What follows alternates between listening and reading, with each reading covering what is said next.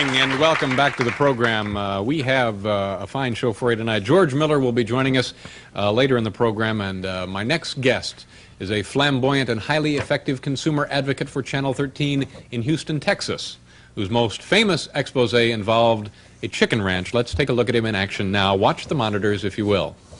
Well, I'm glad Grandma Carter will get a refund. It may ease her aggravation, but with all the competition and some airlines in financial trouble, you would think they'd be more considerate of passengers, especially the elderly. I'm sick and tired of people being mistreated at the airport. Someday, when there's another mode of transportation, the airlines will be begging for these passengers. Marvin Zindler, Eyewitness News. He was pretty brave and kept coming out for a little nibble on some food on the floor. The cook here has to be pretty brave, too. I don't get scared. I just don't like working with them. Do they come in very often while you're just standing there? They're always running in and out. That is, the mice are always running in and out of here. Yeah, when you're cooking and all. They've been told about them, you know, they put out mouse traps and things like that, but... The Sambo's restaurant at 4602 Tacoma is still closed for cleanup and repairs. They will not open up until the health department gives them an okay. Well, tomorrow, we'll visit a fast food chain that doesn't like clowns on their property, but that didn't stop me. Marvin Zindler, Eyewitness News. Marvin Zindler, Eyewitness News. Marvin Zindler, Eyewitness News. Marvin Zindler, Eyewitness News. And now, please welcome Marvin Zindler.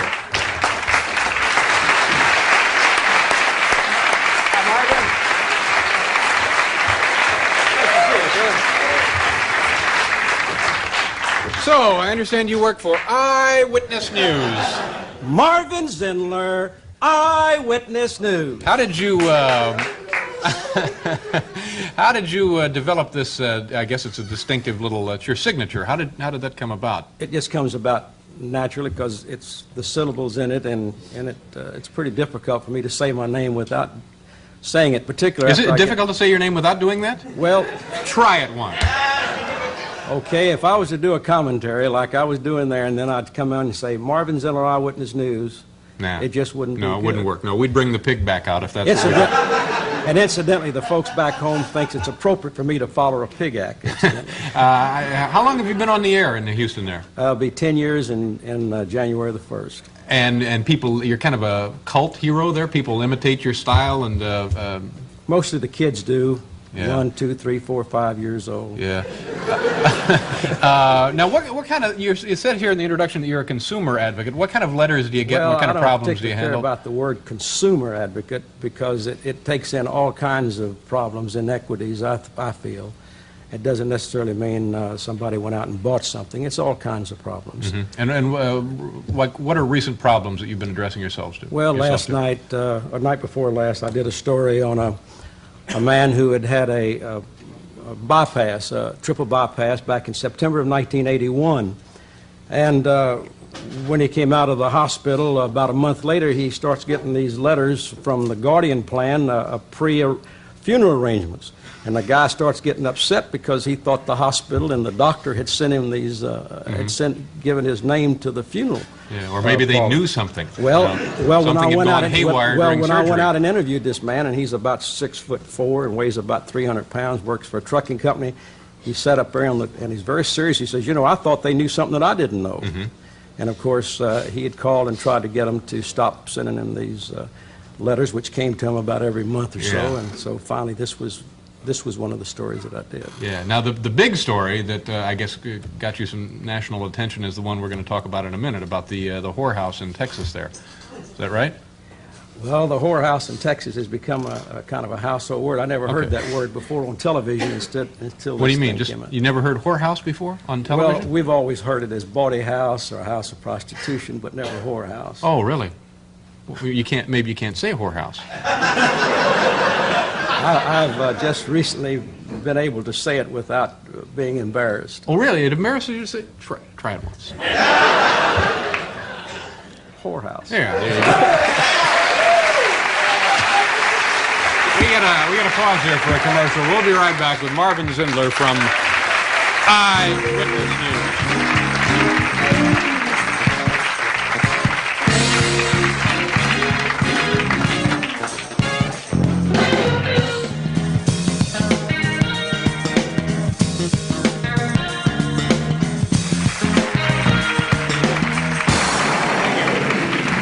Schaefer, ladies and gentlemen. Welcome back to the show. A reminder here, Monday, join us. We will have the owner and founder of cosmetics firm Mary Kay Cosmetics. That would be Mary Kay herself. Yes, a murmur races through the audience.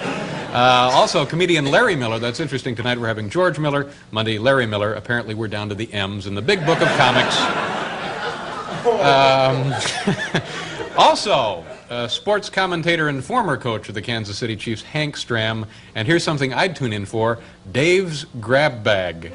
That's right. I'll be here for Dave's Grab Bag. That'll be Monday. And still to come on this show tonight, we have, of course, Marvin Zindler, Eyewitness News, and some predictions from the National Enquirer. Marvin, you want to take a look at the footage that we've compiled when I guess what did you do with the chicken ranch? This is the whorehouse that we were talking about in Texas.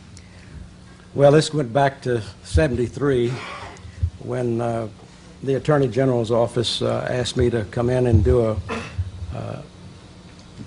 a story on the chicken ranch because they couldn't get it closed down because the DA over there, the district attorney, said that it had been going on for 100 years and he wasn't going to close it. And of course, the Attorney General in Texas doesn't have criminal jurisdiction over these counties, so I started doing the survey. Now, how do people feel about this? Were they for closing it down or against closing it down? Well, just the populace. It was really funny to see 80-year-old women and 70-year-old women get mad at me because I was able to close down a whorehouse. I never did figure out why, but maybe they worked there maybe 75 years ago. I don't know.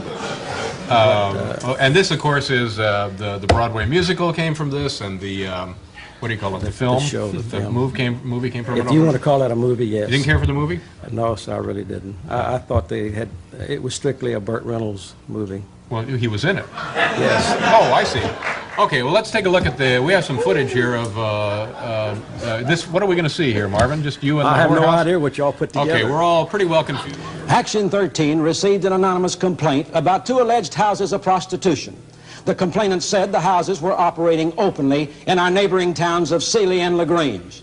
It's illegal to operate a house of prostitution in Texas, and past history shows they cannot function without someone in authority protecting them.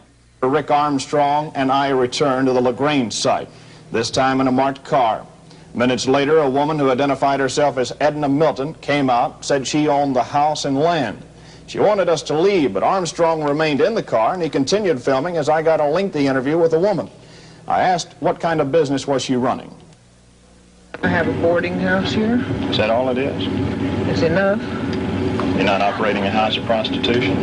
Whether I am or not doesn't come in the heading of your business. Sheriff says Edna Milton, who says she owns the house, makes numerous contributions to the community. He says she donates to the Little League, gives to a private swimming pool, gave $10,000 to help build a new hospital, and even contributes to the churches. I believe that all the money she makes out there is spent right here in town. You don't think it's linked to any organized crime anywhere else? I know damn well there's no organized crime connected in any way whatever. Has your office or you or any of your deputies ever accepted any money from her or any way like that? Not a penny. No, there's no payoff anywhere in the world to anybody.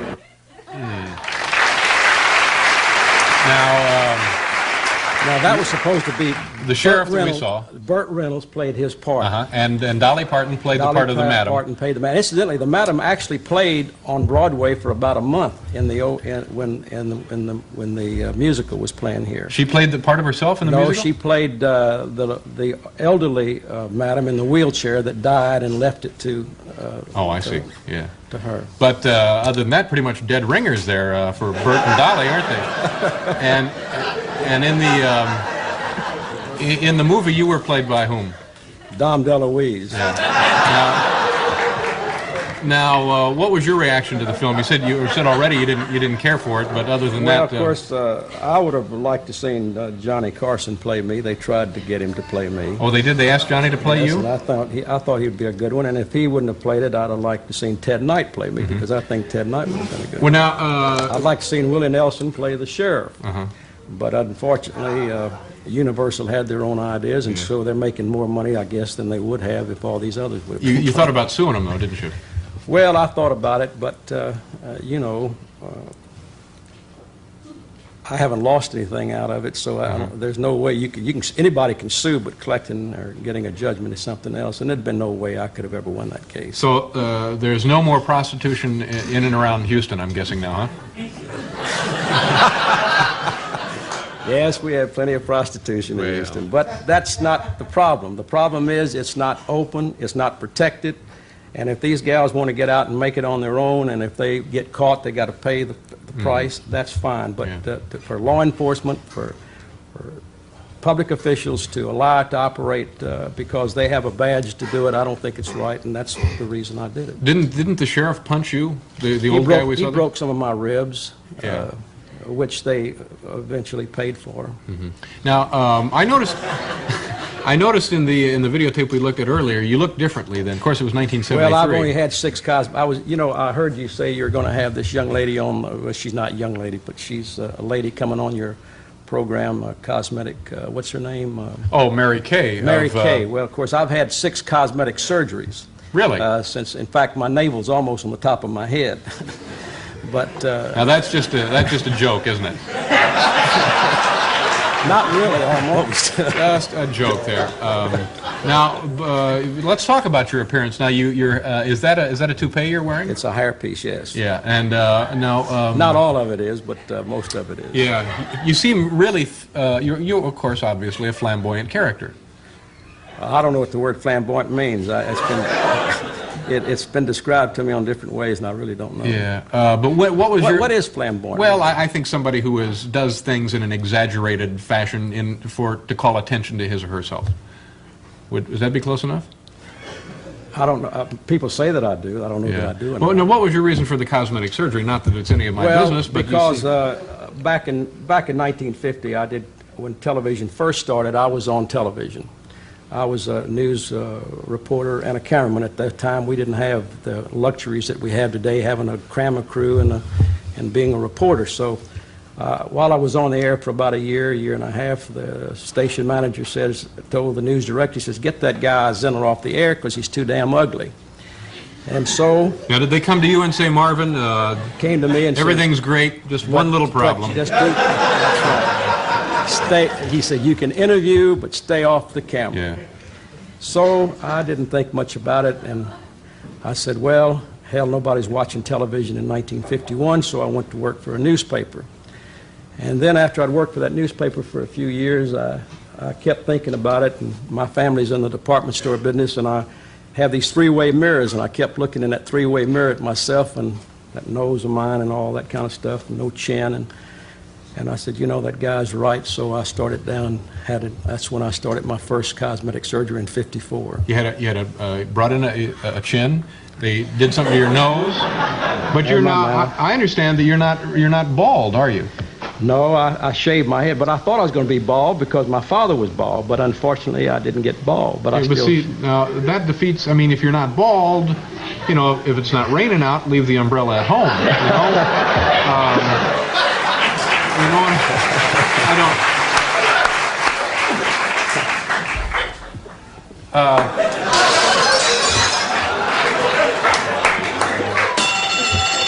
Now we've done it. All hell is broken loose. Now, let me ask you about this. Do you know anything about twirling a baton? Is it true that you were a champion baton twirler? God, I didn't think he was going to bring that out. Well, we have. How long has it been since you've had one of these? Oh, about a month. Really? You're an active baton twirler? I still twirl, yes. I twirl sometimes between the halves of the Rice University games, and I put on little deals for charity programs. Well, I don't think we can let you out of here alive without a little demonstration of this. I think that the audience probably be cheated if we didn't. Do you mind, Marvin? A little just. Well, I'll try it. All right. I don't know if it's Marvin Zindler, ladies and gentlemen. Eyewitness News. Of course, you know I'm 61 years old. No, I didn't know that. Yes, You so don't you have look to take 60. that in consideration. All right, sir. In case my arthritis or bursitis affects me. Go ahead. Do you need some music? I need a little music for this, yes. A little march music?